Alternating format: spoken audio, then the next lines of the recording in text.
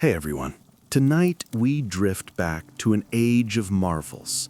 Monuments so grand they were meant to stand forever, and yet most have vanished, leaving behind only whispers of their glory. Before you settle in, take a moment to like the video and subscribe, but only if you truly enjoy these quiet journeys through time. And in the comments, tell me where you're watching from and what time it is for you right now.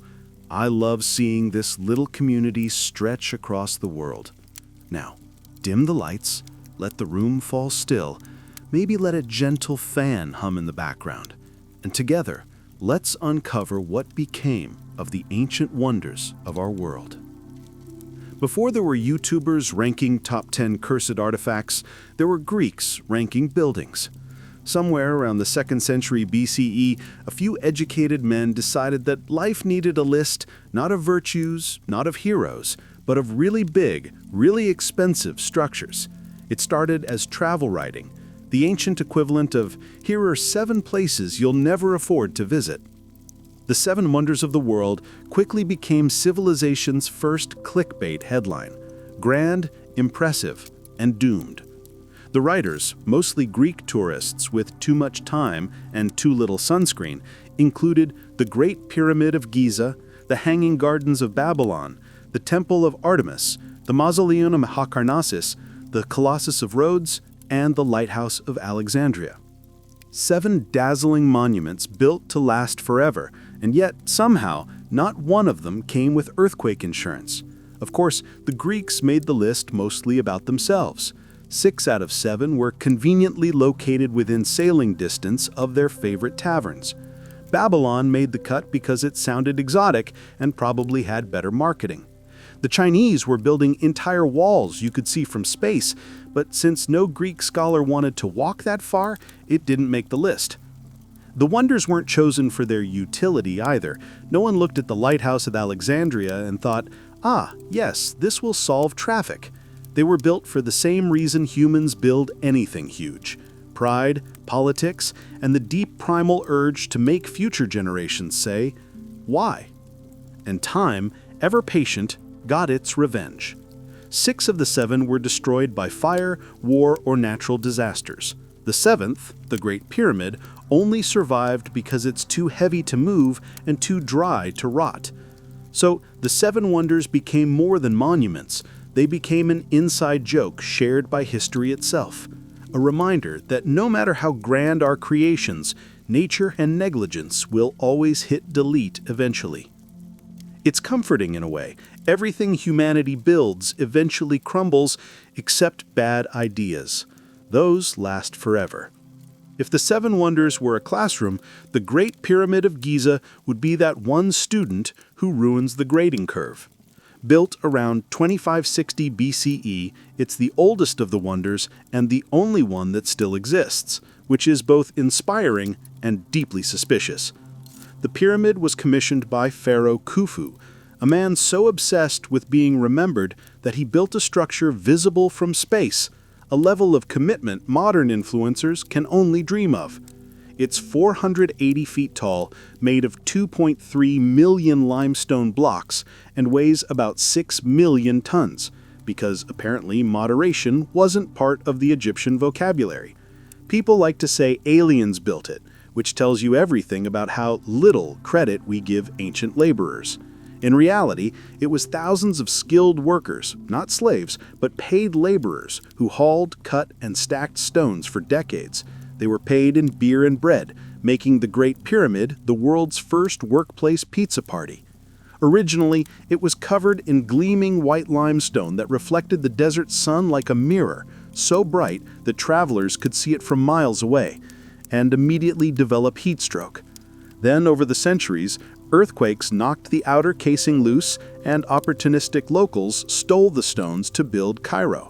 So the pyramid went from blinding cosmic beacon to Instagram ruin in record time. Inside, things get stranger. Narrow corridors, booby-trapped shafts, and a coffin that was too big to fit through the doorway, meaning they built the entire structure around it. That's not architecture, that's a cry for help. Yet somehow, through floods, invaders, and endless sandstorms, it survived.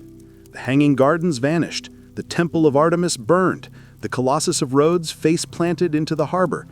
But Khufu's limestone ego project still stands. Maybe the secret wasn't engineering. Maybe it's just that Egypt is really dry and no one's figured out how to move 6 million tons without a forklift. Today, tourists still stare up at it in awe, whispering, "How did they build this?" The answer is simple: unhealthy ambition, cheap labor, and no HR department. The Great Pyramid wasn't built, it was willed into existence by a civilization that looked at solid stone and said, "Yeah, we can stack that." There were no cranes, no blueprints, no OSHA regulations, just ambition, beer, and a truly concerning disregard for spinal health. For centuries, people have argued about how it was built. Some say ramps, some say pulleys, some, bless them, say aliens, because clearly the only explanation for ancient Egyptians achieving something impressive is extraterrestrial intervention. Modern humans can't accept that someone with zero Wi-Fi built something straighter than our highways. The truth is less magical and more miserable.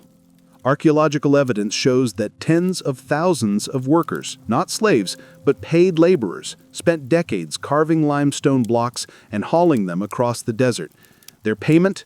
Bread, beer, and dental products. Imagine spending 30 years dragging rocks through the sun just to die in your 20s. Ancient Egypt really was the original startup culture. These workers lived in massive camps near the construction site. They had bakeries, breweries, and even makeshift hospitals, proving that the Egyptians took team benefits seriously. Each block weighed between 2 and 15 tons, the equivalent of moving an entire elephant by hand. Thousands of years later, we still can't agree on how they did it, but we're certain it involved pain, yelling, and at least one guy named Thothotep saying, "I told you that angle was wrong." The pyramid rose over decades. Perfect geometry from people who had never seen a ruler made of plastic. When it was finished, it aligned almost perfectly with true north. Modern buildings can't manage that with laser tools. The Egyptians did it with stars, ropes, and an unholy amount of free time. When Khufu finally died, he was buried inside the structure that consumed half a generation's worth of labor. It worked. He's still famous. But it also set a dangerous precedent. Every pharaoh after him wanted their own pyramid, turning Egypt into the world's most depressing real estate race.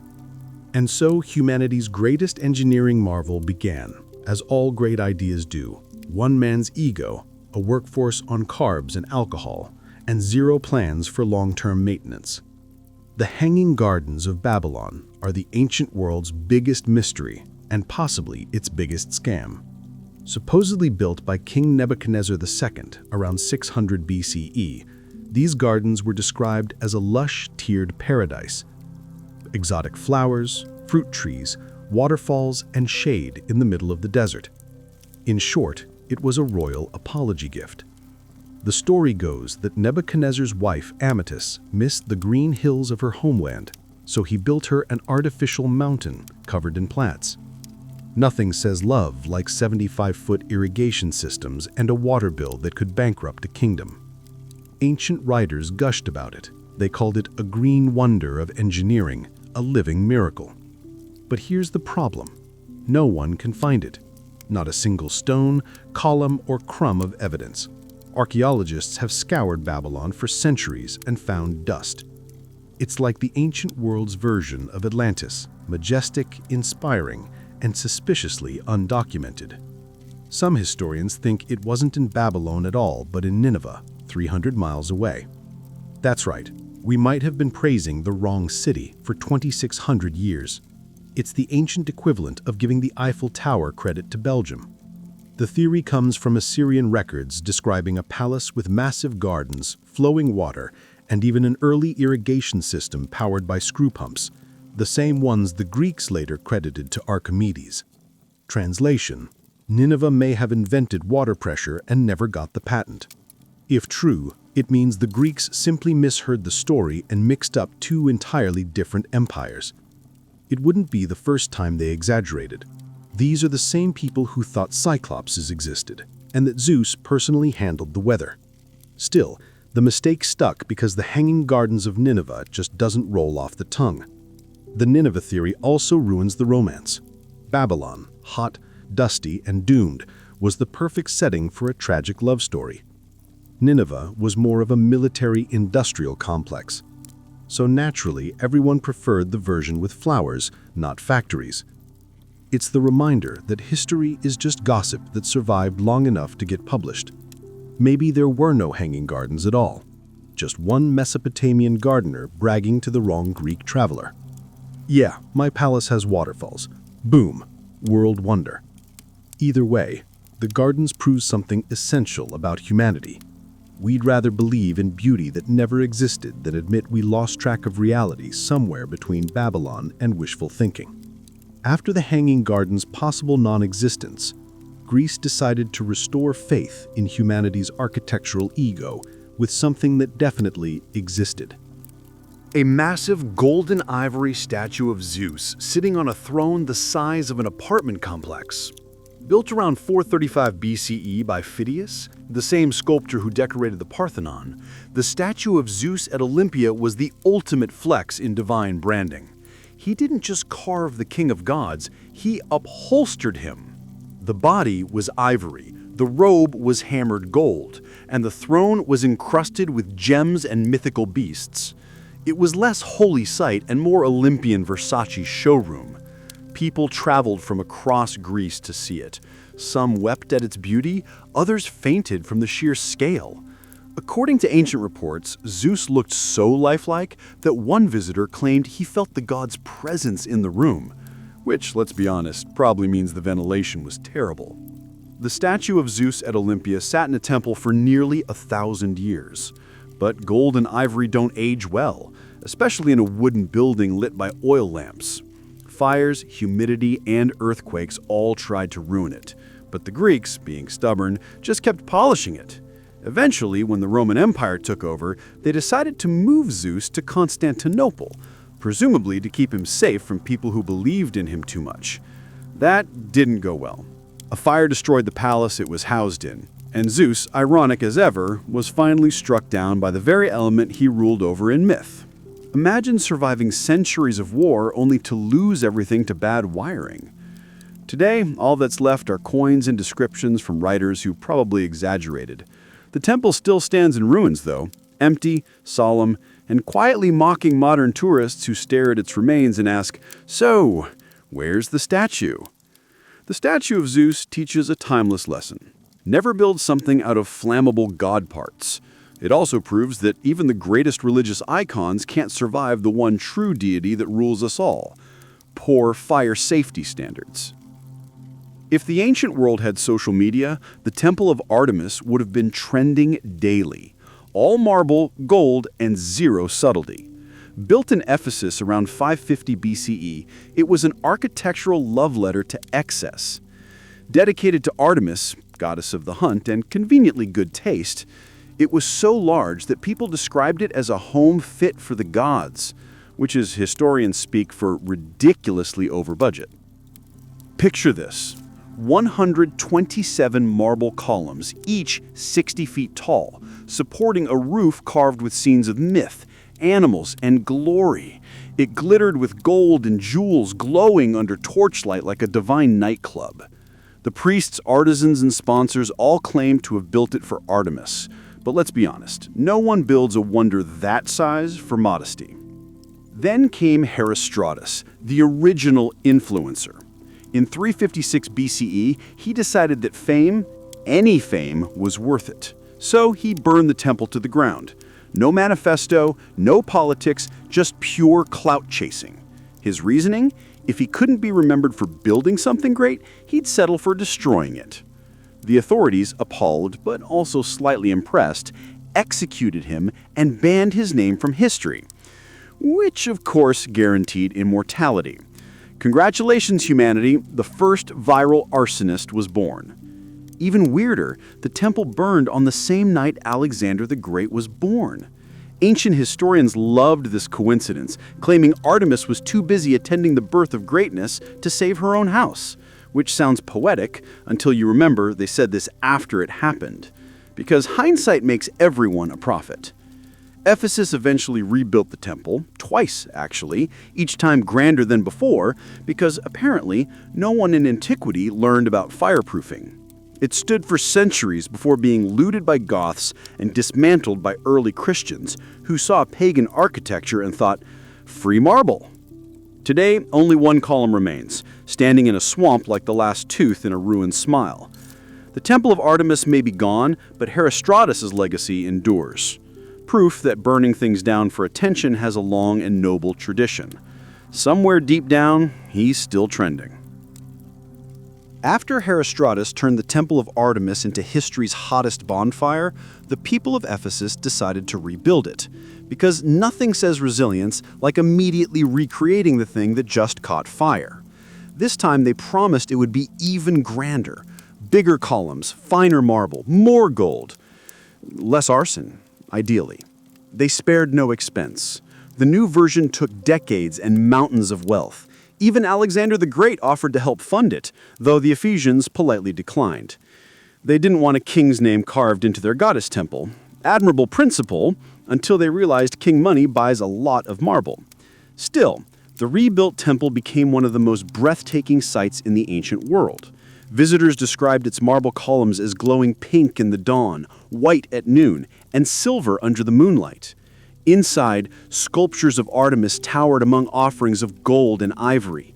It was less a place of worship and more an ancient art gallery curated by people with no budget limits and no sense of restraint. But beauty attracts attention and, historically, destruction. In 262 CE, a band of Goths sailed across the Aegean, spotted the glittering masterpiece, and thought, that'll look great on fire. They looted the temple, set it ablaze, and proved that cultural exchange isn't always a good thing. The Ephesians tried to rebuild again, but by then the empire was crumbling and Christianity was on the rise. Pagan temples fell out of fashion. The marble was stripped, repurposed, and carried off to build churches and fortresses, recycling in the most brutal sense. By the Middle Ages, the temple was gone. The great goddess of the hunt now presided over a puddle. Literally. A swamp formed where the foundations once stood, and for centuries, no one was even sure where it had been. Today, archaeologists have uncovered a few columns and foundation stones. Tourists visit, take photos, and pretend to feel the history. But standing there, staring at one lonely column in a field of mud, you can't help but think the Temple of Artemis wasn't destroyed once. It just kept giving humanity second chances to mess up, and humanity never disappoints. If you've ever thought modern funerals were expensive, meet Mausolus, the ancient Persian governor of Korea, who basically invented luxury dying. When he kicked the bucket around 353 BCE, his wife and sister, because dynastic marriages loved to multitask, Artemisia II, decided to immortalize him with a tomb so grand that it made death look like a career move. The result was the mausoleum at Halicarnassus, a structure so stunning that it gave us the word mausoleum itself, meaning tomb so extra it deserves its own vocabulary. It stood about 140 feet tall, covered in marble, topped with a chariot statue of Mausolus and Artemisia, riding triumphantly into eternity like the world's first power couple. The best Greek sculptors of the era were hired to decorate it. Each side of the tomb featured elaborate friezes, battles, gods, and heroic nonsense. Because even in death, Mausolus wanted everyone to know he was both cultured and terrifying.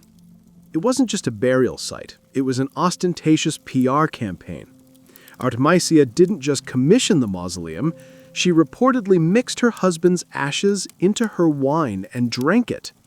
Historians aren't sure if that's true, or if it's just ancient gossip.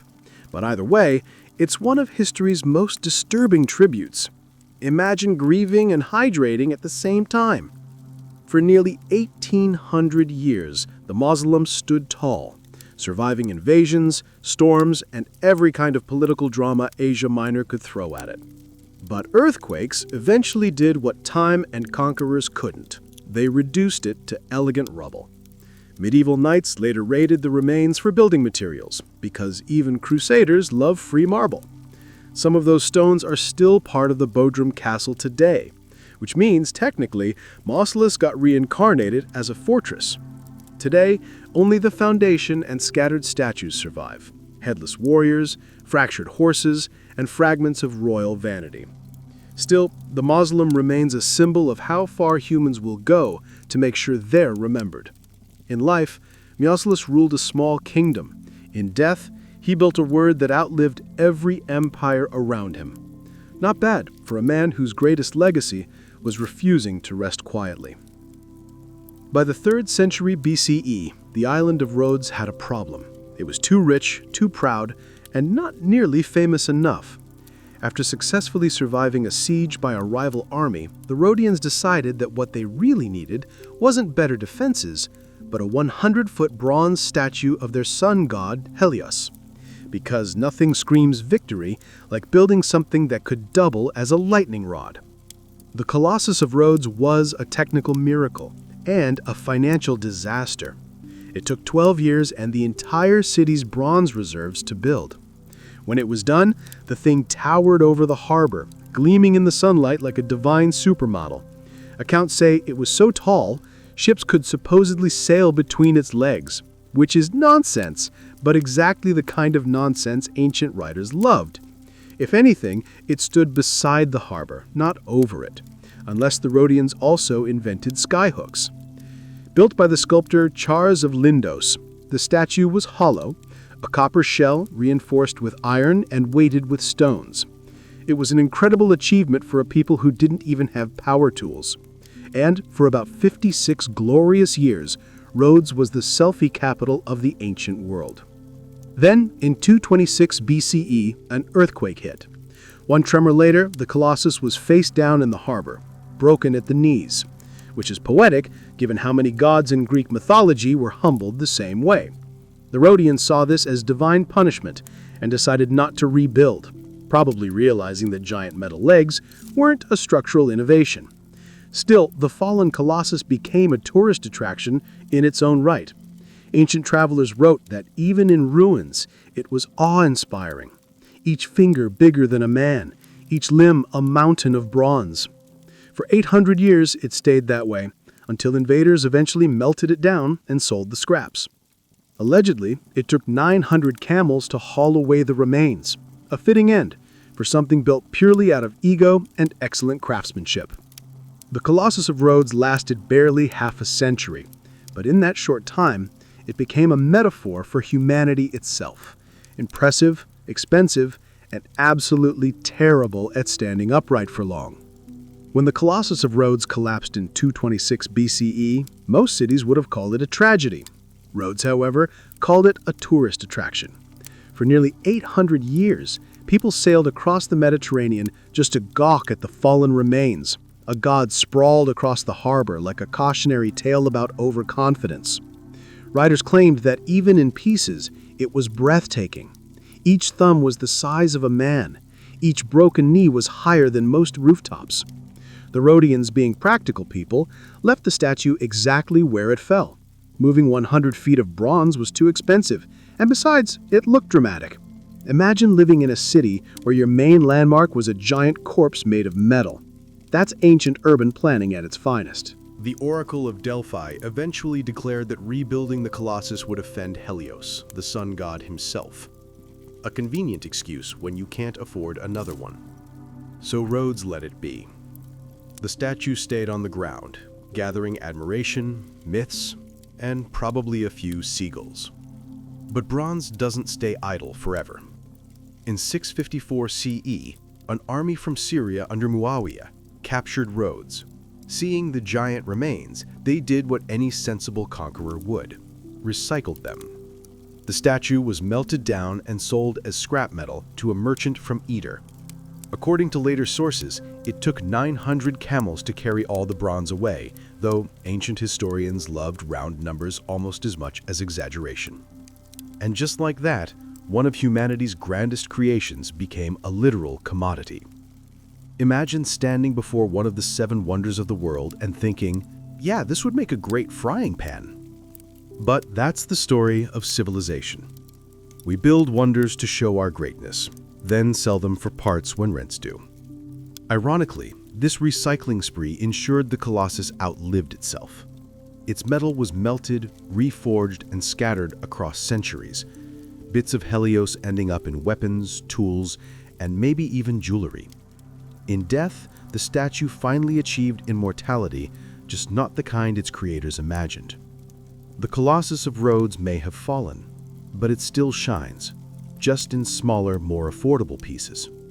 If the ancient world had a Most Likely to Succeed award, it would have gone to the Lighthouse of Alexandria, the one wonder that actually served a practical purpose.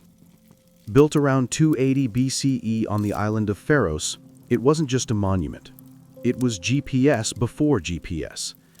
It guided ships safely into Egypt's bustling harbor, prevented wrecks, and doubled as a 350-foot-tall flex saying, "Welcome to Alexandria.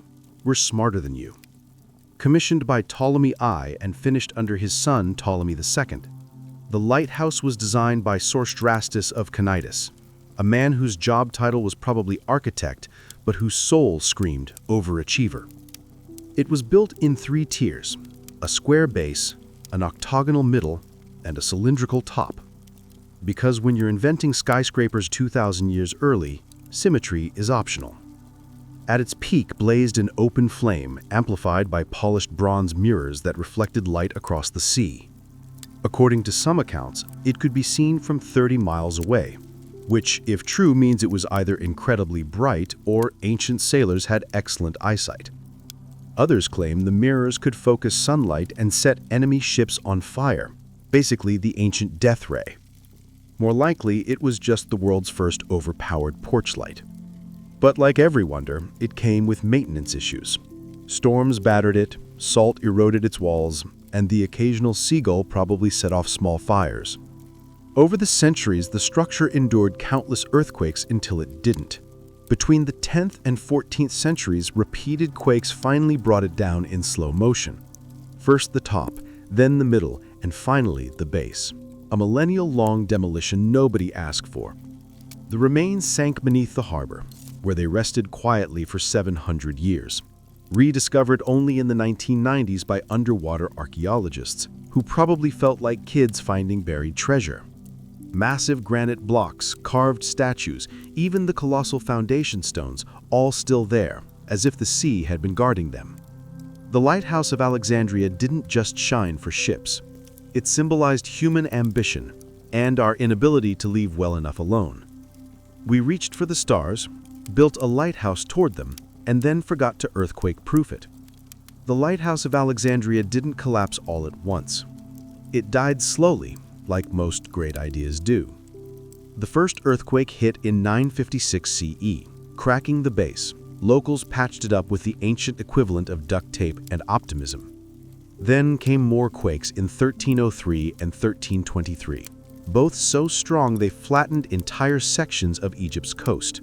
The lighthouse, after standing tall for over 1,000 years, finally gave in and sank beneath the waves.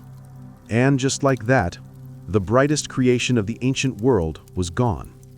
Undone not by war or greed, but by geology. The irony is almost too poetic. A monument built to defy nature, slowly reclaimed by it. The sea, patient as ever, took back what humanity borrowed. By the time the Mamluks ruled Egypt, the ruins of the lighthouse were little more than coral-coated stones at the bottom of the harbor. In 1480, Sultan Qaitbay built a fortress right on top of the ruins, recycling the same blocks. That's ancient efficiency for you. If it's already in the water, just build on it. The fort of Qaitbay still stands today, technically making it the lighthouse's third career after navigation and underwater archaeology. For centuries, sailors still claimed to see strange lights flickering beneath the waves near Pharos. Ghost stories, perhaps, or just the way history glows faintly even when buried. It's fitting, really. The lighthouse began as a symbol of human ambition and ended as an invisible legend beneath the tide. What makes its story special isn't just the brilliance of its design, but the absurdity of its endurance. It lasted nearly 1,500 years, longer than most nations, empires, or religions. It outlived the Ptolemies, the Romans, the Byzantines, and half of recorded patience. When it finally fell, nobody rebuilt it. The world had moved on to cathedrals, castles, and gunpowder. Light had become divine again, not architectural. But somewhere under the Mediterranean, in that murky green twilight, lies a reminder. Even the brightest things fade, sometimes gracefully, sometimes with a splash. The Lighthouse of Alexandria didn't just collapse. It bowed out, as all wonders eventually do. One tremor, one wave, one sigh of the earth at a time. By the time the Lighthouse of Alexandria crumbled into the sea, the other 6 wonders had already packed up and left the stage. Fires, earthquakes, and human stupidity had taken care of them all. Only one remained, the Great Pyramid of Giza, standing alone in the desert like that one co-worker who actually reads the company emails. It's poetic, really. The oldest of the 7 wonders turned out to be the only survivor. While its marble-clad cousins drowned, burned, or got repurposed into fortresses, the pyramid just sat there for 4,000 years, quietly refusing to fall apart. No miracles, no divine protection, just good engineering and the world's driest climate. The irony? The Great Pyramid wasn't even supposed to be the most glamorous. To the Greeks, it was ancient even in their time, old, dusty, and lacking artistic flair. But sometimes durability wins over beauty. The pyramid outlasted them all by simply existing where nothing grows, nothing floods, and no one could afford to move 6 million tons of limestone. For centuries, it survived wars, tomb robbers, and the occasional Napoleon visit. The Arabs stripped its outer limestone casing for city construction, turning Giza's dazzling white beacon into the sand-colored mound we know today. And yet, even naked, it remains magnificent. A monument so mathematically precise that it's aligned almost perfectly with true north, something modern architects still occasionally mess up, even with laser tools and coffee. The other wonders had purpose: temples, tombs, shrines, tourist traps. The pyramid's only job was to guard a dead man's ego. And somehow that's the one thing humanity built to last. You could argue that's fitting. Nothing survives longer than vanity. Today, the Great Pyramid still stares down the centuries while tourists queue up to take blurry photos and conspiracy theorists debate how it was built. It's the last monument of a list that time tried to erase. The original overachievers still showing up when everyone else called in debt. Every other wonder became a ghost. The Great Pyramid, it's still on duty, quietly outliving kings, conquerors, and the attention span of civilization itself. So, what really happened to the 7 wonders of the world? Fire, earthquakes, greed, and the unstoppable march of time, otherwise known as the 4 horsemen of poor planning. We built monuments to eternity, and then watch them crumble like overconfident sandcastles. The Great Pyramid survived not because it was divine, but because it had the common sense to sit in the desert and mind its own business. The rest, they fell to a familiar pattern: humans building too big, too proud, and too close to fault lines. The Hanging Gardens may never have existed. The Temple of Artemis was burned for attention. The statue of Zeus melted in a fire, proving that gold and ivory make better jewelry than architecture. The mausoleum collapsed under earthquakes, and irony, the Colossus of Rhodes met gravity halfway, and the Lighthouse of Alexandria drowned in its own brilliance. Yet their stories survived, exaggerated, retold, half lost in translation, half invented out of pride. Humanity's greatest monuments are really just the most stubborn rumors. Maybe that's the secret. A wonder only truly dies when people stop telling the story. In their ruins lies a message we keep ignoring. Every empire builds things to last forever.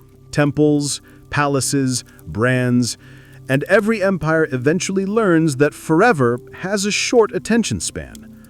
Marble cracks, bronze melts, Even gods go out of fashion.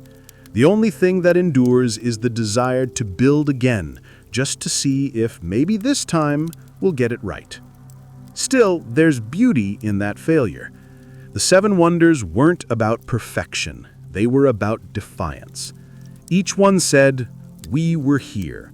And when time erased them, it didn't feel like defeat. It felt inevitable, like watching your masterpiece wash away at sunset and knowing someone somewhere will start sculpting again tomorrow. The ruins remind us that greatness is temporary, but the impulse to chase it isn't. Humanity's legacy isn't what we built. It's that we kept building even after everything fell apart. And perhaps that's the real eighth wonder of the world. Our ability to repeat the same mistake beautifully every single time. Kyoto's Gion district shimmered under the glow of thousands of lanterns, each one reflecting off the lacquered wood of tea house doors and silk parasols gliding through narrow alleys. Inside those walls of rice paper and cedar, another world began when the sun sank in, a world where laughter, poetry, and longing intertwined like smoke from burning incense. These were the pleasure houses of Edo Japan, places where time slowed and reality dissolved into art. But they were not dens of lust, not exactly. They were sanctuaries of illusion, where pleasure was performed like theater and intimacy was elevated to ritual. Men came not to touch, but to dream. Behind every sliding door waited not a mistress, but a muse, a woman trained in music, poetry, and wit. The air smelled faintly of plume blossoms and sake. A geisha's voice, light as mist, recited a haiku that could stir more desire than the most revealing gesture. The paper walls muffled the outside world. The clang of samurai armor, the merchants haggling in the streets, the gossip of courtiers, all vanished once you stepped inside. Here, a client might sit cross-legged on tatami mats, heart racing as a woman poured him tea, never meeting his eyes directly. The act itself, the pause, the silence, the sound of fabric brushing across the floor, carried more tension than any embrace could. Every movement had meaning. Every look was choreography. To outsiders, it was an enigma. How could something so restrained feel so intimate? But to those who understood the rules, every unspoken moment was electric. Pleasure was never about exposure. It was about suggestion. In this floating world, ukiyo, as the Japanese called it, beauty lived in impermanence. The geisha's performance was fleeting, like cherry blossoms carried by wind. The pleasure house existed to capture that fleeting beauty, to turn the ephemeral into memory. When dawn arrived, the paper walls glowed once more, revealing the truth. Nothing within them had been real. Yet for one night, within that dimly lit room filled with music and longing, illusion had been enough. That was the secret of Edo pleasure, not indulgence, but the exquisite art of restraint. Iki, the soul of Edo's sensual world, was more than a word. It was a philosophy, a code, and a form of rebellion wrapped in elegance. Born in the merchant quarters of the 17th century, Iki shaped how men and women moved, spoke, and even desired. It rejected excess and vulgarity, favoring simplicity, grace, and subtle charm. To be Iki was to master the art of almost, of hinting, not showing, of feeling, not taking. A geisha's power came not from beauty alone, but from this mastery of suggestion. Her glance could linger for just a breath longer than expected, never enough to break propriety, but enough to spark a quiet fire.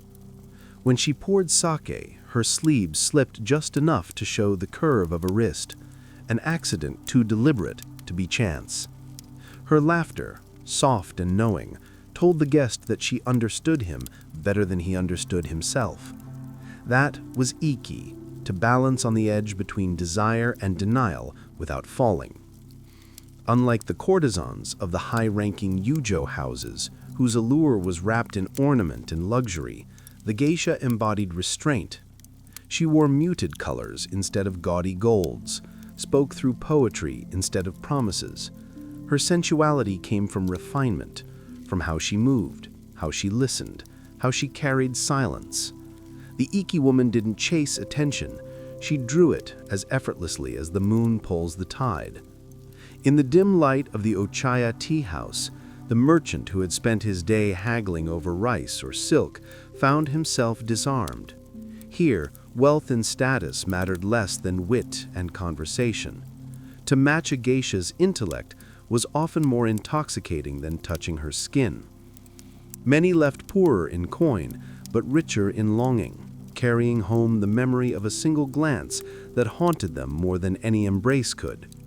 Iki became Edo's secret aesthetic, the invisible perfume that lingered over every fan dance, every haiku, every song played on the shamisen. It was the antidote to vulgarity and the quiet rebellion against a rigid world. In the pleasure houses where illusion was law, Iki was the highest form of truth, proof that the finest pleasures were never taken, only imagined. Before a geisha could step into the candlelight, years of discipline shaped her into something beyond mortal charm, an artist of illusion. The courtesan's craft was a delicate alchemy, blending art, etiquette, and theater into a single fluid performance. From the moment she was apprenticed as a maiko, her education began. Dance, calligraphy, flower arranging, shamisen, poetry, and most elusive of all, conversation. Every skill existed to refine the art of emotional control. Her geisha's allure was not a natural gift.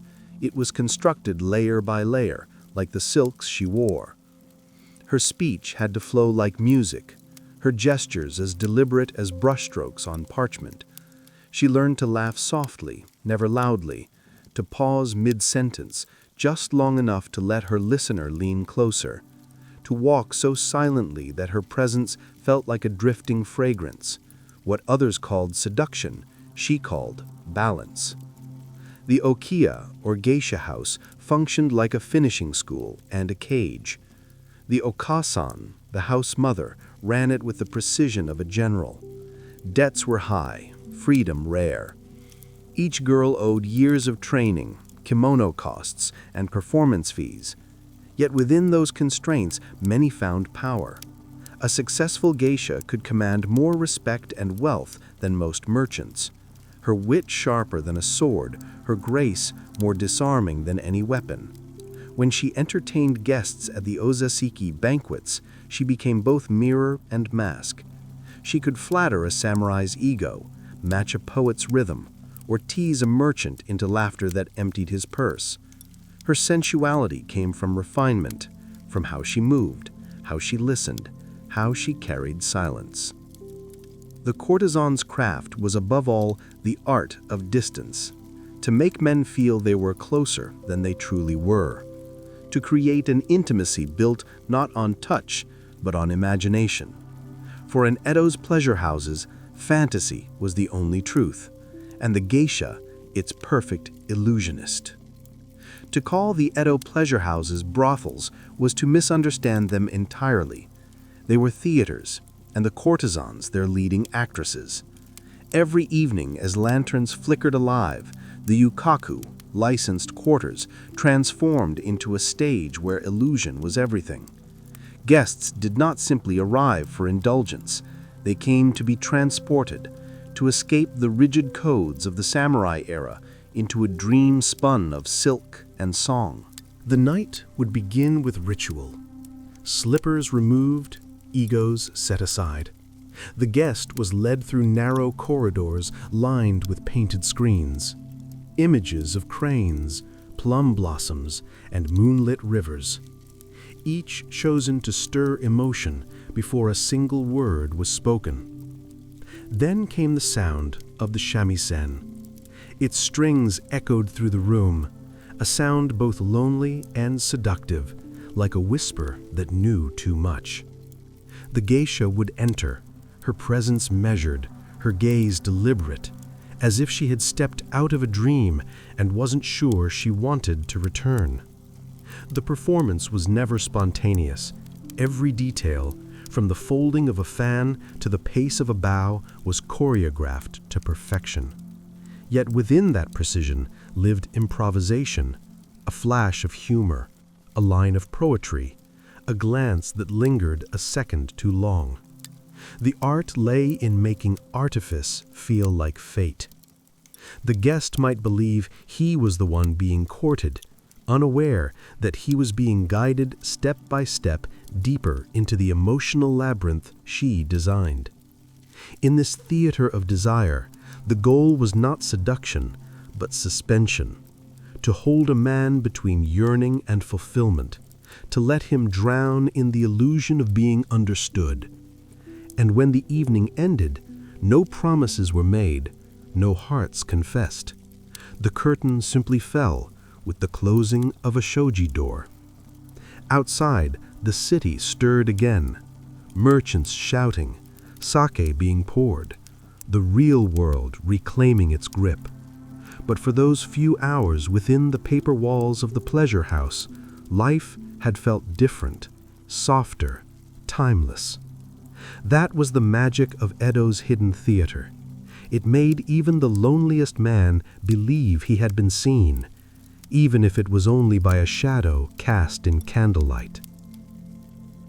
If words were the soul of the pleasure house, then music was its heartbeat. The sound of the shamisen, a three-stringed lute plucked with precision, echoed through the wooden corridors, pulling guests into a trance they never wished to break. Its tone was haunting and tender, evoking both melancholy and desire. One could not tell if it sang of love, loss, or longing, and perhaps that was the point. In Edito's floating world, emotions were deliberately blurred. The geisha did not merely play the shamisen, she conversed through it. Every note answered a question unspoken. Every pause lingered like a sigh. When she performed the kouta, short lyrical songs of the city's heart, she drew from the rhythm of everyday life, the rustle of kimonos, the flutter of fans, the faint rain on the tiled rooftops. Her music was not about performance. It was about communion, about sharing the hidden pulse of feeling that language could not express. The audience listened, not as spectators, but as participants.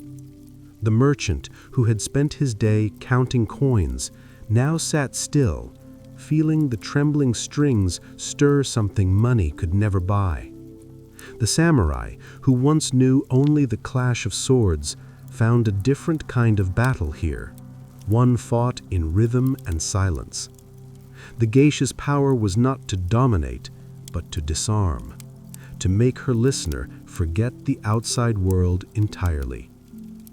Other sounds joined the shamisen, the delicate tap of a hand drum, the whisper of a folding fan, the faint laughter of women behind screens. Together, they formed a living composition, a soundscape of desire, civility, and play. For every house had its own ensemble, each piece finely tuned to create an atmosphere that walked the line between the sacred and the sensual. For in Edo's pleasure quarters, seduction was never loud. It was music that stayed behind in the guest's mind long after he left, a melody that resurfaced when he smelled incense or saw the flicker of a paper lantern. The song did not end with the night. It lived on in memory. And that was the geisha's truest art, to compose not with sound, but with the lingering ache of silence. The geisha's dance was the purest embodiment of Edo's restrained sensuality, a language of movement where every gesture whispered what words dared not say. Under the soft glow of lanterns, she appeared in layers of silk that seemed to breathe with her, each fold and color carefully chosen to evoke emotion. Her fan opened like a secret.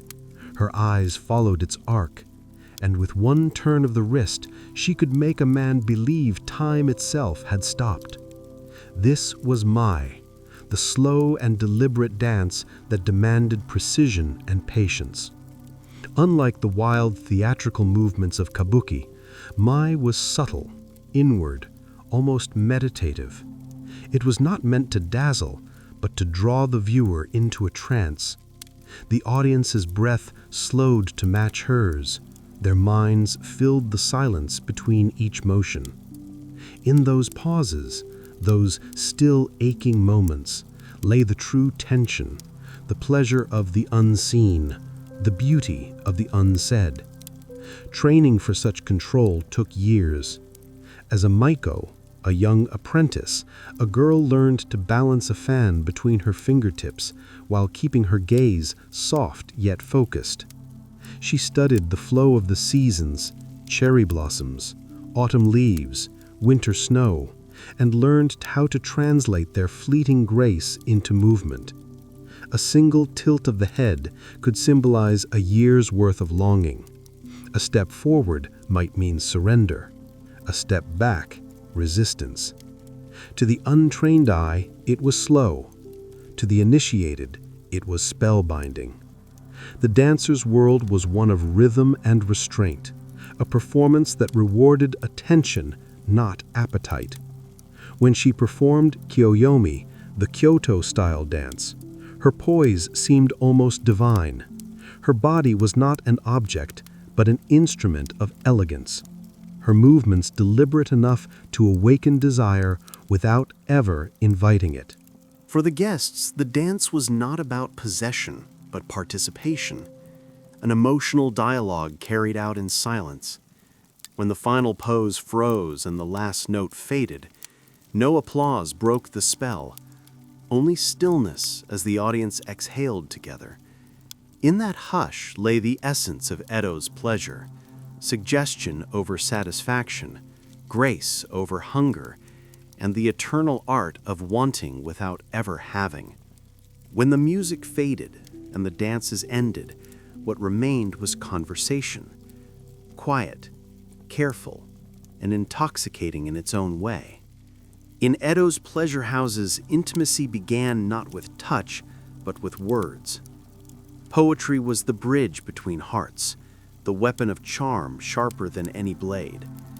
A well-placed verse could stir more longing than a kiss, and a pause between syllables could ache more than silence itself. A geisha was trained to read a man's emotions like calligraphy, to know where the ink thickened, where the line trembled. When a guest arrived, she did not ask about business or politics. Instead, she asked about the moon, the sound of rain, the color of plum blossoms that season. It was a ritual of subtle confession. Through metaphor and haiku, she drew out desires too delicate to speak plainly.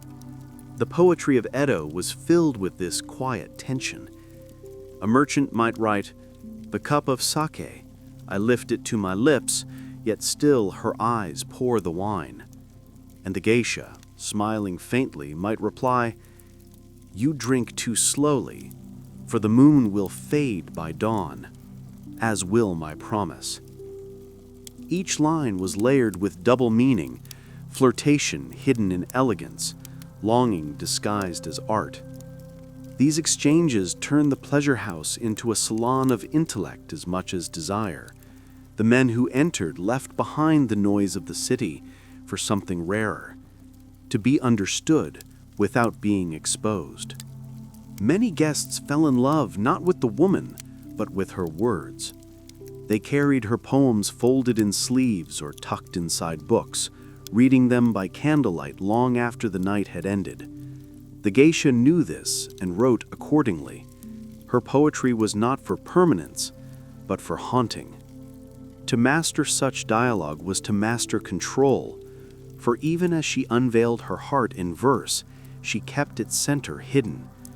That was the true artistry of intimacy in Edo's world, to share emotion without surrender, to build a bond so fragile it existed only in memory. And in that fleeting connection between poet and listener, between illusion and truth, lay the purest pleasure of all. In Edo's floating world, love was both the greatest illusion and the most dangerous truth. The pleasure houses thrived on it, not the love of flesh, but of imagination. Men entered believing they could be loved. Women performed believing they could not. Yet somewhere between sake cups and whispered verses, the boundary blurred. That was the genius and cruelty of the world behind the paper walls. For a geisha, affection was an act of craftsmanship. She learned to offer attention without attachment, tenderness without vulnerability. Her smile had to suggest devotion, but never promise it. To a lonely merchant, her laughter felt like sunlight. To a weary samurai, her stillness felt like peace. But when dawn came, the illusion dissolved like mist. What remained was emptiness, sweet, addictive emptiness that ensured his return. Some guests, lost in fantasy, mistook the illusion for truth. They wrote letters, offered fortunes, even begged for exclusivity. A few were granted it, Donna, the patron, but even then the bond remained a transaction, bound by etiquette rather than passion. A geisha's first duty was to her art, her house, and her freedom, not to love. For love, in her world, was the one indulgence she could not afford. Yet the irony was cruel. To perform desire so convincingly, she had to understand it deeply. She could not fake the glimmer in her eyes or the warmth in her tone without once having felt it sting. The line between illusion and emotion became a tightrope she walked nightly, risking her heart for the sake of her craft. Still, the fantasy had its beauty. The illusion gave meaning to both sides, to the guest who longed and to the geisha who pretended not to. Within that fragile lie existed a rare form of truth, that love, like art, need not be real to be felt. When morning light crept through the shoji screens, the world outside resumed. Merchants hurrying, samurai marching, courtiers scheming. Inside the room still smelled of incense and memory. The pillow was untouched. The illusion had ended, but not the ache it left behind. For in Edo's pleasure houses, love was never consummated, only performed, perfected, and eternally unfinished. By the mid-9th century, the floating world, ukiyo, began to sink. The same isolation that once protected its beauty now sealed its fate. The Edo period was ending. The Meiji Restoration had begun.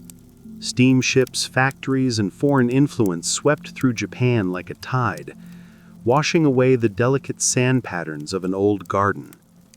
The pleasure quarters, once the heart of refinement, started to lose their glow.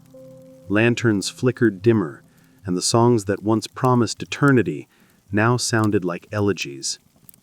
The geisha, once guardians of elegance, faced a changing audience.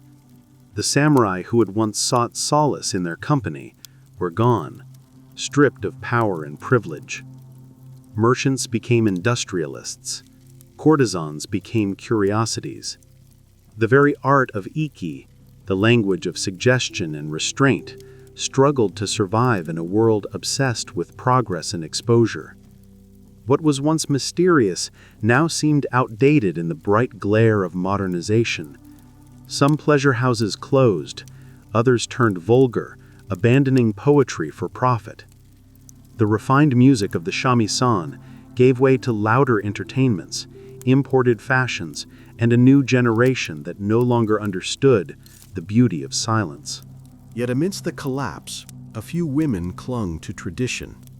They kept performing, kept writing, kept dancing, not for fame or wealth, but to preserve the ghost of something sacred. Their devotion kept the embers of ukiyo glowing, even as the city around them forgot how to dream.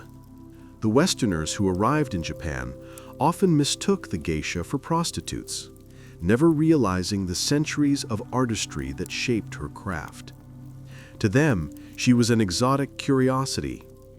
To those who remembered Otto, she was the last living echo of a vanished world, a moving poem dressed in silk and sorrow.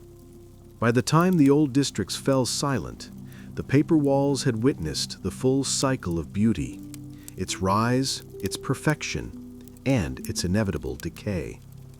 Yet even as the pleasure houses vanished, the spirit of Iki lived on in modern tea ceremonies, in fashion, in the quiet grace of Japanese cinema.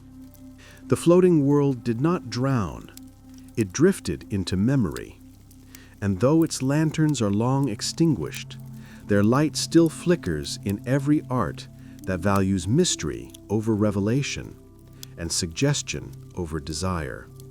In the steaming jungles of Mesoamerica, long before the rise of Rome or Athens, the Maya built stone arenas where gods and men shared the same ground. These were not mere courts of play. They were sacred battlegrounds known as Pok fields, where the stakes were nothing less than cosmic balance. Every match was a ritual reenactment of the eternal struggle between light and darkness, life and death, the sun and the shadow that devoured it each night. The ball court itself was a microcosm of the Maya universe. Its narrow shape mirrored the path of the sun as it traveled through the heavens and into the underworld. The walls rose like the edges of reality, their carved serpent heads swallowing the echoes of the rubber ball, a sound the Maya likened to thunder, the pulse of divine life. To step into that court was to enter the realm of gods, where every motion had meaning and every mistake could draw blood. The players were not athletes in the modern sense, but chosen vessels, warriors, nobles, or even captives selected to perform the sacred duel that bound their world together. Their bodies glistened with oil, adorned with jade ornaments, feathers, and leather padding. They moved with the precision of dancers, their every strike, twist, and dodge, a prayer written in motion. The rules forbade them from using hands or feet. Only hips, knees, and elbows could touch the heavy, solid rubber ball that weighed nearly 9 pounds, a sphere dense enough to break ribs or shatter skulls. Spectators filled the surrounding terraces, priests chanting, nobles wagering, and commoners whispering prayers for rain, harvest, or victory. The game was not just entertainment, it was fate made visible. The sun's survival depended on their skill, their endurance, their sacrifice. At the heart of the ceremony stood the idea of cosmic duty. The court was a stage where the gods tested human devotion, where each collision between ball and stone was believed to sustain the rhythm of the universe. To play Pok was to dance with eternity. And when the echoes of the game finally faded into the jungle night, the Maya believed the gods themselves had been watching, waiting to decide whether balance had been restored or chaos would reign once more. The ball itself was sacred, a symbol of the sun, born from the sap of the rubber tree, heavy enough to wound and holy enough to worship. When it struck the stone walls of the court, the echo was said to be the heartbeat of the cosmos. To the Maya, this was not a simple object. It was the living embodiment of the sun god, descending each day into the underworld only to rise again. If the game was played correctly, crafted from hardened latex, and sometimes mixed with herbs or blood, the Pok ball was dense, weighing nearly 9 pounds. A single strike to the chest could bruise the lungs. A misplaced hit could break a rib or knock a player unconscious. Yet the danger was part of its sanctity. Each bounce was the sun's pulse. Each rebound a struggle to keep the light alive. Players could not touch it with their hands or feet, only their hips, elbows, and knees, the most symbolically pure parts of the body. To strike the ball cleanly was an act of divine alignment. In Maya mythology, the hero twins Hunahpu and Xbalanque once played this very game against the gods of the underworld. Their victory secured the renewal of the sun and the cycle of life itself. Every match of Pok-ta echoed that mythic jewel. The players were not competing for victory alone, but for cosmic balance, to replay the myth so that dawn would come again. Before each match, priests anointed the ball with offerings, maize flour, copal incense, or even the blood of the players. The ceremony blurred the line between game and ritual. Once the ball was cast into play, all laughter ceased. It was no longer sport. It was the movement of the universe itself. Spectators held their breath as the ball ricocheted between bodies and stone. The rhythm of the match became hypnotic, as if time bent to its pulse. Each successful strike drew cheers that echoed through the city, for it meant the sun had not yet fallen into darkness. To lose control of the ball was to lose light, to fail the gods. For in the world of the mayor, every game was a sunrise waiting to be won. To play Pok-ta-Pok was to step into the skin of the gods. The men chosen for the court were not mere athletes. They were warriors, nobles, or even captives marked by fate. Each match blurred the line between sport and sacrifice, glory and doom. For the Maya, the players embodied cosmic forces, the sun's champions battling the shadows that sought to devour it. Before the match, they purified their bodies with smoke and prayer. Priests painted sacred glyphs on their chests, invoking divine strength. Feathers adorned their arms, and belts of leather and jade shielded their hips, the instruments of the game. These belts, called yokes, were both armor and symbol. They protected the body, but also represented the cosmic center, the point where heaven and earth met. When the ball struck the yoke, it was as though the player had intercepted the sun itself, keeping it from descending into eternal night. The elite players were revered like heroes, their names etched into stone monuments beside kings and gods. To win was to secure honor for one's city, to bring fertility to the land, to ensure the gods' favor for another year. But victory could also mean death. Some scholars believe that in the most sacred games, the winners, not the losers, were sacrificed. To die after victory was not tragedy, it was transcendence. The blood of the triumphant was believed to nourish the gods, ensuring the continued cycle of life and light. Yet the opposite fate could befall prisoners of war. Defeated captives were sometimes forced into the game as doomed participants, their failure symbolizing the triumph of darkness. Their deaths reminded all who watched that the sun's journey was never guaranteed. It depended on courage, endurance, and divine grace. When the players entered the court, silence fell. They moved like celestial bodies, each motion deliberate, each impact echoing through stone and time. The crowd knew they were witnessing more than a match. It was a reenactment of the universe's most sacred drama. The warriors of the sun played not for fame or survival, but for balance itself, for the fragile light that separated existence from the eternal shadow waiting beyond the walls. No game of Pok-ta-Pok began without blood. To the Maya, blood was life, the bridge between mortal flesh and divine power. It was the currency with which humans repaid the gods for the gift of creation. Before the first strike of the ball, priests would anoint the court with sacred offerings, maize, jade, dust, and drops of human blood drawn through ritual piercing. The players, too, offered themselves, pricking their tongues or earlobes so that the gods might bless the match. The air hung heavy with incense, smoke, and reverence. The crowd gathered not merely to watch, but to witness a sacred negotiation. The game decided not who was stronger, but whether the balance of the world still held. Every successful strike meant the sun still burned. Every miss hinted at the creeping victory of darkness. The chants of priests mixed with the sound of the ball, each echo reverberating like a heartbeat through the stone walls. When the match ended, glory demanded blood once more.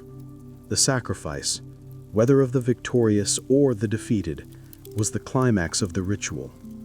Some Maya cities, like Chichen Itza, depicted scenes of victorious players holding the decapitated heads of their opponents, from which serpents, symbols of life and renewal, emerged instead of blood. Death in this context was transformation, not punishment. The sacrificed body became an offering to the gods, ensuring the continuation of the cosmic cycle. The method of sacrifice itself was a ceremony. Victims were purified, painted, and adorned before being led to the altar. The executioner's blade was sacred obsidian, its edge sharp enough to divide the veil between life and eternity. The moment of death was believed to release divine energy, a burst of light returning to the heavens. For the Maya, to die upon the ball court was to transcend mortality.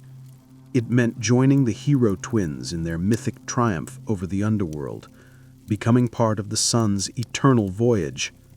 Those who shed blood did not lose. They fulfilled their purpose. And when the crimson flowed into the cracks of the stone, the priests declared the gods satisfied. The game ended not with cheers, but with silence, the solemn calm of a universe briefly restored to balance. As the game unfolded, every strike of the ball mirrored a myth far older than any city. The journey of the sun through Xibalba, the Maya underworld. This was the realm of shadows, ruled by death gods who delighted in deceit and pain. To the Maya, the ball court was not just a field of play. It was the threshold between worlds. When the ball rolled along the stone floor, it symbolized the sun descending into darkness. When it rose again, rebounding toward the sky, it became the dawn reborn. The myth of the hero twins, Hunahpu and Expalanque, gave divine meaning to every movement. In the sacred texts of the Popol Vuh, the twins were summoned to Shibamba to play against the underworld lords who sought to destroy them. The gods of death cheated, deceived, and set impossible traps. Yet the twins used wit, courage, and sacrifice to triumph, ultimately resurrecting themselves as the sun and the moon. The ball game was their story, eternalized, a living ritual to ensure that light would always return after night. To the Maya spectators, this was not entertainment, but participation. When they watched the players dive, collide, and strike the ball, they were witnessing the cosmic struggle replayed, the same drama that kept the universe alive. The players were avatars of the hero twins, their movements choreographed by destiny, their sweat mingled with divine purpose.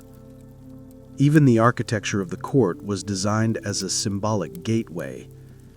The rings through which the ball was sometimes cast were placed high upon the walls, circles. But the narrow alleys and deep shadows of the court symbolized Shibala itself. To miss the mark, to let the ball fall dead on the ground, was to let the sun vanish into the underworld forever. At night, when the torches burned low and the game ended, the court would fall silent, a stone wound in the heart of the city. The Maya believed the spirits of the dead players lingered there, forever replaying the divine match beyond mortal sight. And as long as the echoes of Pok-ta-Pok rang through the jungle, it meant the sun's light and life itself had not yet been lost to the shadows. Across the Maya world, from Kopatan to Chichen Itza, hundreds of ball courts stood as monuments to faith and geometry. They were built not for comfort or spectacle, but for alignment with the cosmos. Each arena was a fusion of engineering, astronomy, and theology, a stage where mortals could touch eternity. The walls were steep, smooth, and unforgiving, amplifying every sound until it seemed the gods themselves were listening. The largest courts could stretch more than 500 feet long, their limestone surfaces polished by centuries of ritual. The shape was always the same, a long, narrow corridor framed by two parallel walls, forming the outline of the Maya glyph for sky. The open ends symbolized the passage between life and death, while the center, where the ball struck and rebounded, represented the axis of the world, the meeting point of heaven, earth, and the underworld. In cities like Chichen Itza, the court was surrounded by carvings that made its purpose unmistakable. Reliefs depicted armored players, coiled serpents, and decapitated figures sprouting vines, the unmistakable sign that death led to rebirth. The sound of the ball was said to awaken these carvings, each echo vibrating with the voice of the gods. When the sun reached its zenith, light struck the court in perfect alignment, turning the game into a celestial ritual. The acoustics were deliberate. A single clap or shout could bounce between the walls and return amplified, an architectural invocation. Archaeologists have noted that at some courts, the echo mimics the call of the sacred Quetzal bird, the symbol of freedom and divine light. To the Maya, this was no coincidence. It was communication between realms, proof that their architecture was not merely physical, but spiritual. Every detail had meaning. The stairs, where priests stood to oversee the match, represented ascension to the heavens. The darkened tunnels where captives waited symbolized descent into the underworld. Even the direction the court faced was intentional. Many aligned east to west, following the sun's journey across the sky. To play within such a structure was to stand at the intersection of myth and matter. The ball court was not a human invention, but a reflection of the universe itself, carved in stone, echoing with eternity. When the match began, the world beyond the court seemed to vanish. The stands filled with nobles, priests, and commoners. Yet the true spectators, the Maya believed, were not of this earth. The gods watched from the heavens, their gaze fixed on the moving ball that symbolized the sun's fragile voyage across the sky. Every strike, every fall, every rebound carried cosmic weight. To miss the ball was to falter before the gods. To score was to restore order to the universe. The human audience, though mortal, shared in this sacred tension. Nobles sat in the front rows, beneath canopies of woven palm, their faces painted with red ochre, eyes glinting with anticipation.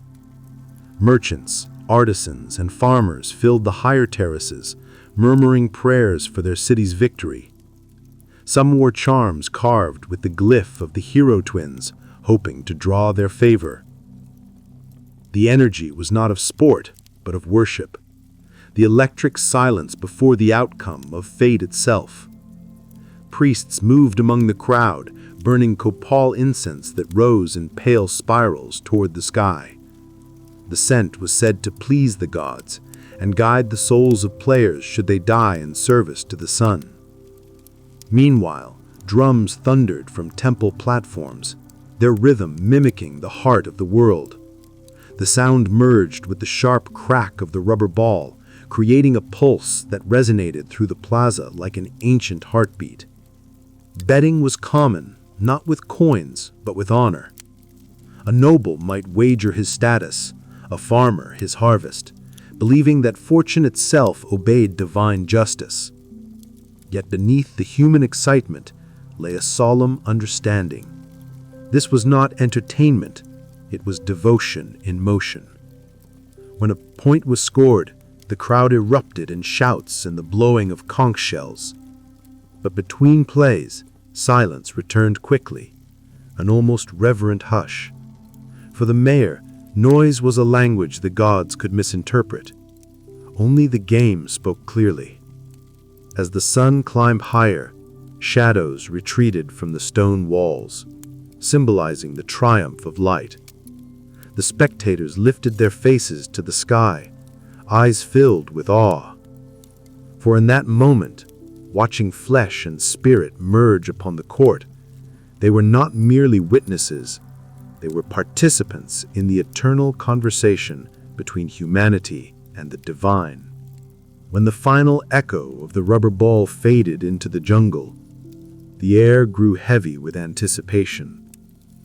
The game's outcome was never just victory or defeat, it was a judgment. The Maya believed that the gods decided which side would live and which would die, and their verdict was delivered through the ball's final bounce. The winners were honored as heroes, but their reward was not always freedom.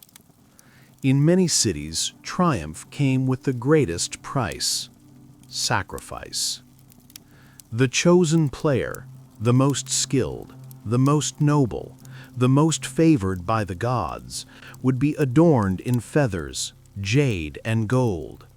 His face was painted blue, the color of divinity and the heavens. The crowd fell silent as priests guided him to the altar beside the court, where obsidian blades gleamed in the sunlight. There he would offer his beating heart to the gods, ensuring the sun's rebirth and the cycle's continuation. To die in this way was considered the highest honor, a passage to join the hero twins in the celestial afterlife. In other versions of the ritual, the losers bore the burden of death, symbols of the defeated forces of darkness. Their blood was believed to nourish the earth, ensuring rain, crops, and fertility. Either way, the meaning was clear. The universe demanded payment for balance. Victory and death were two sides of the same sacred coin. After the sacrifice, the priests painted the court with fresh blood, tracing symbols of renewal: serpents, maize, and suns. The smell of copal incense thickened the air, mingling with the iron tang of sacrifice. Drums beat softly, not in celebration, but in solemn rhythm, as if echoing the heartbeat that had just ceased. The people bowed their heads, not in mourning, but in reverence. The fallen player's name would be remembered, his deeds carved into stone reliefs along the court walls. His spirit, it was believed, rose with the dawn, guiding the sun through its perilous path across the heavens. His death was not an end, but a transformation, the final play in the cosmic game. When the crowd dispersed and silence returned, the court stood empty once more, a sacred threshold awaiting the next duel between light and shadow, life and sacrifice, victory and eternity. Centuries after the last match was played, the courts of Pok-ta-Pok still stand, silent and worn, yet pulsing with memory. The jungle has reclaimed their edges, vines twisting through ancient carvings. But the stone still hums with the echoes of a game that was never truly a game. To walk among these ruins is to step into a world where sport, sacrifice, and the cosmos were one. Archaeologists who uncovered the courts found more than architecture. They found belief carved into limestone. Reliefs at Chichen Itzar, Copan, and Uxmal tell the same story. Men striking the ball, serpents spiraling skyward, and heads transforming into flowering vines. These were not depictions of violence, but of renewal, the eternal cycle of death feeding life. Even the very orientation of the courts, aligned with solstices and constellations, shows that every match was a conversation with the heavens. Though the Maya civilization fell, the spirit of the ball game endured among their descendants and across Mesoamerica. Echoes of Pok-ta-Pok survived as ulamar, a ritual sport still played in parts of Mexico today. The modern players, like their ancestors, strike the rubber ball with their hips and chant before the match begins. Though blood no longer stains the court, the symbolism remains. The body's endurance, the will to face fate, the ancient rhythm of survival. For the Maya, Pok-ta-Pok was never meant to entertain. It was a reminder that the world's balance is fragile, that every sunrise demands sacrifice, and that even the gods must struggle to keep chaos at bay. To them, each bounce of the ball was a heartbeat of the cosmos. Each echo, a prayer that light would triumph once more. Today, as the jungle whispers through the ruins, it is easy to imagine the sound of the shaman's drum, the strike of the ball, the roar of the crowd. The court becomes alive again in memory, a stage for gods disguised as men. The ancient players may be long gone, but their purpose lingers, to remind humanity that existence itself is a game of cosmic endurance. And in the stillness of those sacred courts, the sun's eternal duel continues, unseen but never forgotten. Before the great Persian Empire stretched across Asia, before Cyrus the Great became a name whispered in legend, the vast grasslands beyond the Caspian Sea belonged to another power, the Massage. Nomads of the steppe, fierce riders, and masters of the bow. They lived under open skies and ruled by strength. And among them rose a woman who would defy the might of Persia itself. Tomyris, queen of the Massage. Her people believed the steppe answered only to those who could tame it. Tomyris did more than that. She united it. In a world where power came from the sword, she ruled not by fear, but by presence. Her leadership was earned in the saddle and sealed in battle. Those who saw her described her not as regal, but relentless. A woman who spoke little and rode harder than any man beside her. Her kingdom lay at the crossroads between empires, north of Persia, east of the Scythians, and across the great Oxus River.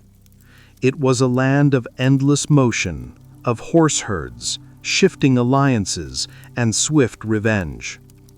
For years, the Massaget had remained untamed, their independence preserved by the vastness of the steppe. But now that freedom faced a threat from the south, the iron ambition of Cyrus the Great. Cyrus had already conquered the Medes, the Babylonians, and the Lydians. His empire stretched from Anatolia to the Indies, but there was one frontier he had yet to subdue, the lands of the nomads. Tomyris watched from afar as his armies advanced, devouring everything in their path. When his messengers came bearing offers of alliance and marriage, thinly veiled demands for submission, she saw them for what they were, the opening move of conquest. The steppe queen's answer was sharp as steel.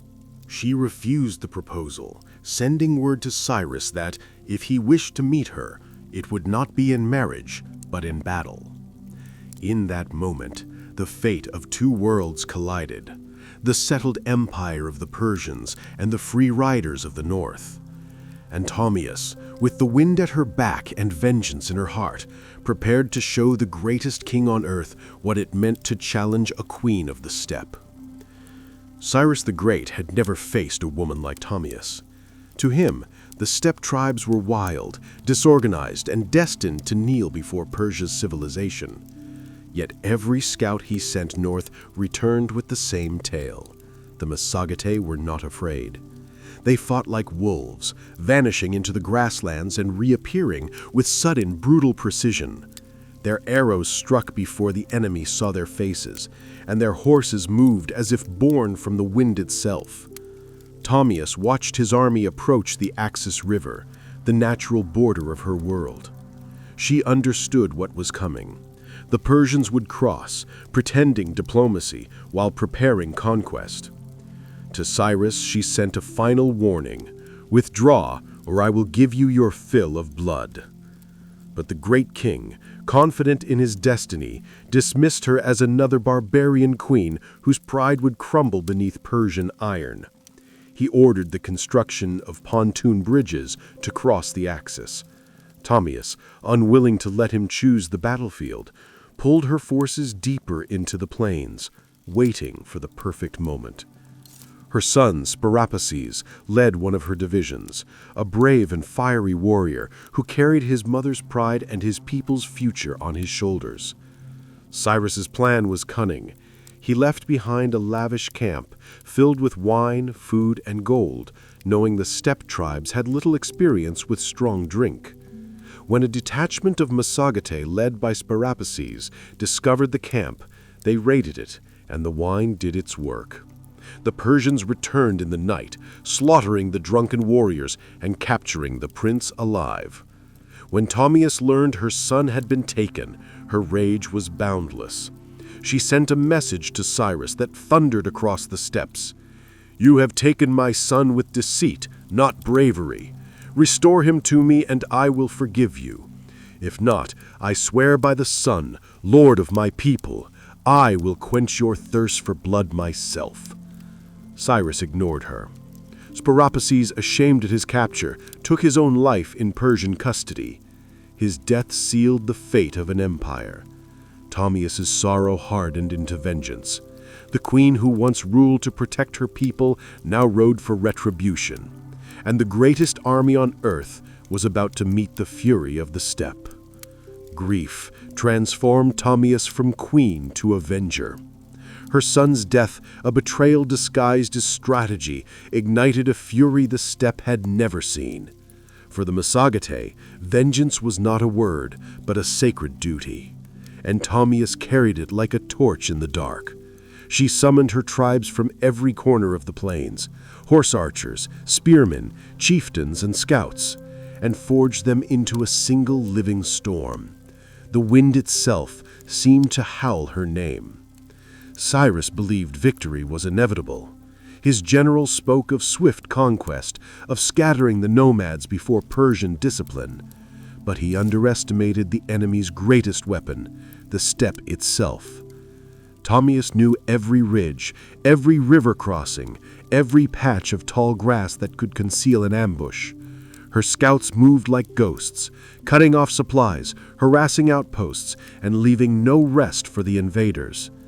Before riding to war, she performed the rites of vengeance.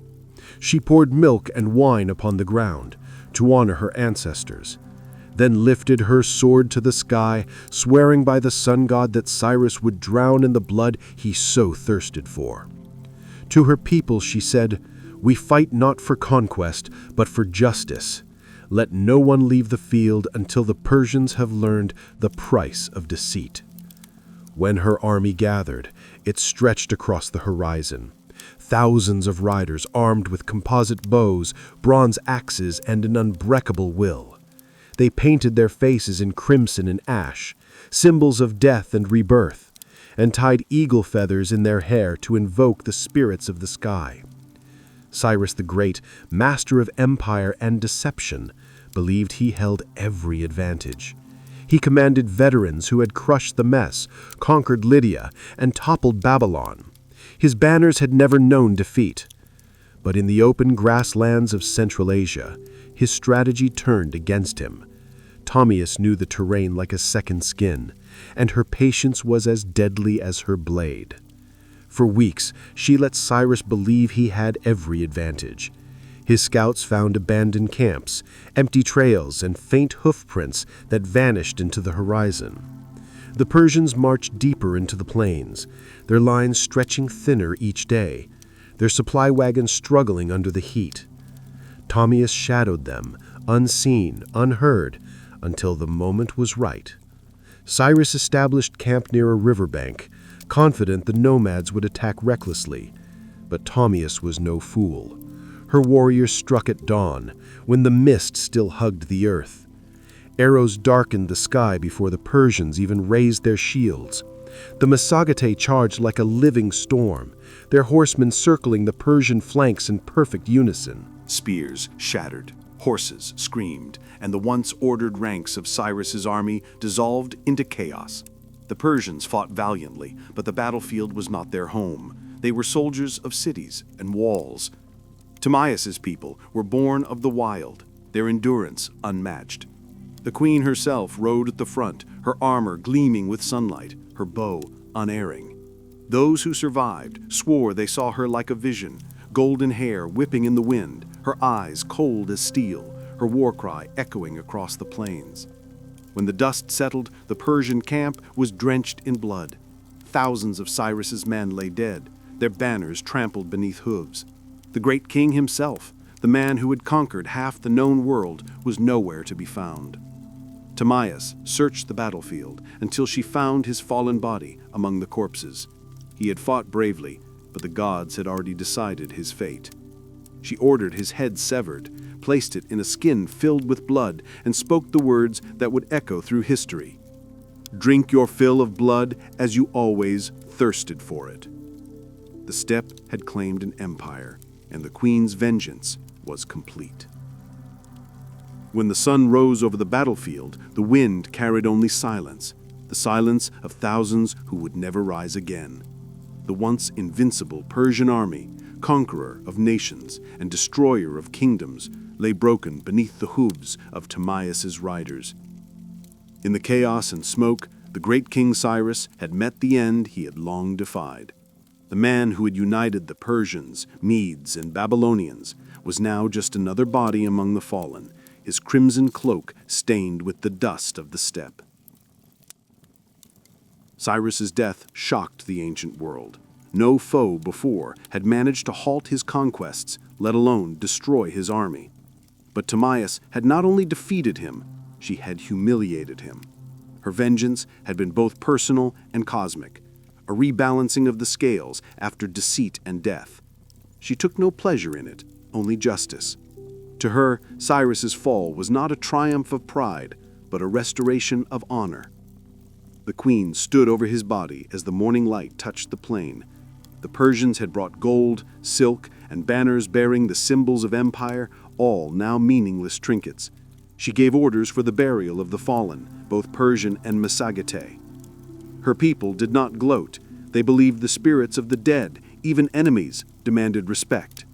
Yet the final act of vengeance remained, and Tomyris made sure the world would remember it. She commanded that Cyrus's severed head be placed in a wineskin filled with human blood. When it was brought before her, she spoke to it as if he could still hear.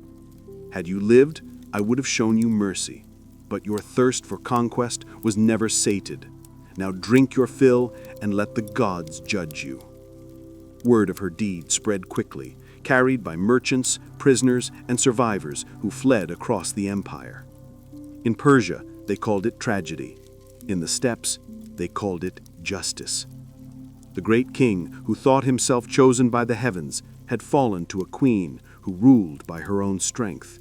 And in that moment, the steppe, untamed and eternal, had reminded the world that no empire, no matter how vast, could conquer the wind or the will of a mother avenging her son. In the aftermath of the battle, the world trembled with disbelief. The mightiest conqueror of the age had been destroyed not by another empire, but by a queen of the steppes, a woman whose people lived without cities, thrones, or walls. Tomyris's victory shattered the illusion of Persian invincibility. She had proven that freedom, born from the vast grasslands and the endless sky, could stand against the discipline of empire. The Persians, stunned and leaderless, withdrew from the north. The survivors carried with them the tale of their defeat, a tale so haunting that even centuries later it reached the ears of Herodotus, who immortalized her name. To the Greeks, she became a symbol of barbarian courage, a queen who rose from the wilderness to humble civilization itself. But to her people, she was more than legend. She was justice made flesh. Tomyris ordered the burial of her son, Spargapes, in a place of honor beneath an open sky where the wind could forever sing his name. She built no monuments, no palaces. Her legacy was not carved in stone, but carried in story, retold around campfires and passed from rider to rider across the steppes. Her vengeance had not only avenged her child, but preserved her people's freedom for generations to come. Diplomats and envoys later came from distant lands, offering tribute or seeking alliances. Some sought to test her again, but none dared to invade. The Massagetæ, under Tomyris, became the guardians of the northern frontier. Her people were feared for their ferocity and respected for her queen's unshakable resolve. Even in old age, Tomyris remained a figure of awe.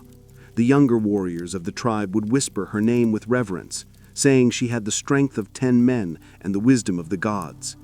She rode until her final years, her bow always close, her eyes still sharp as the edge of a blade.